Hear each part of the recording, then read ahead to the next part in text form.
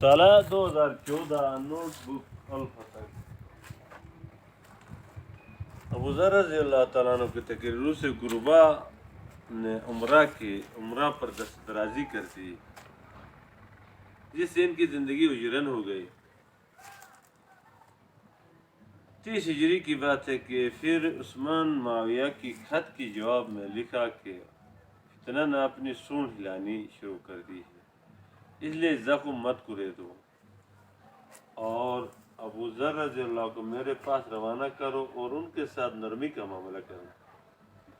مدینہ آئے تو عثمان نے ابو ذر رضی اللہ سے پوچھا تو اس نے کہا کہ میں دولت مندوں سے کہتا ہوں کہ مال کا جمع رکھنا جائز نہیں،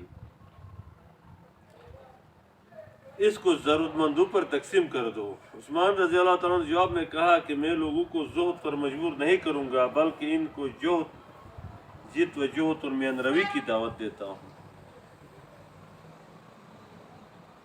عثمان رضی اللہ نے ان کی گزر بسر کے لیے 2 غلام چند اونٹوں کا انتظام کر دیا۔ ابو ذر رضی اللہ کبھی عثمان کے پاس آتے تھے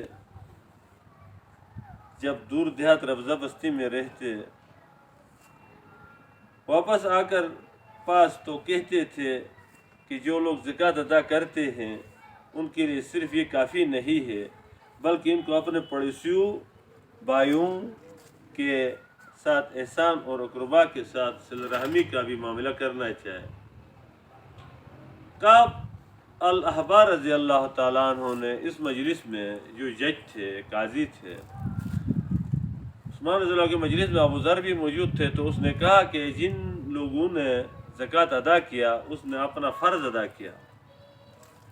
تو ابو ذر رضی اللہ غصے میں اپنی سپر سے اسے زخمی کر دیا۔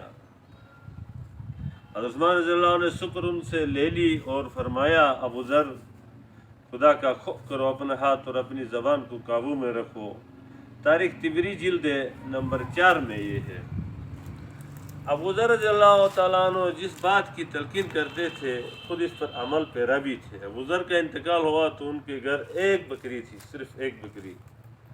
ابو ذر رضی اللہ تعالیٰ عنہ کسی تحریک یا کسی زمانے قدیم کی نظریہ سے کبھی متاثر نہ تھے، آپ رضی اللہ عنہ نظریہ قرآن اور حضور صلی اللہ علیہ وسلم کے زہد سے متاثر تھے۔ ایک حدیث کا مفہوم ہے کہ جنت خود ابو ذر رضی اللہ تعالیٰ عنہ کے لیے دعا کرتی ہے اور شدائی ہے، عاشق ہے۔ ابو ذر رضی اللہ تعالیٰ عنہ کو مدینہ کی دولت ثروت دیکھ کر وحشت ہونے لگی۔ آپ رضی اللہ عثمان کی اجازت سے ربضہ میں آ کر مقیم ہو گئے۔ ابو ذر رضی اللہ زہد تقویٰ کی بات کرتے تھے جو خواص ہی عمل کر سکتے ہیں۔ زر و مال جمع کرنا شرعاً مباح ہے۔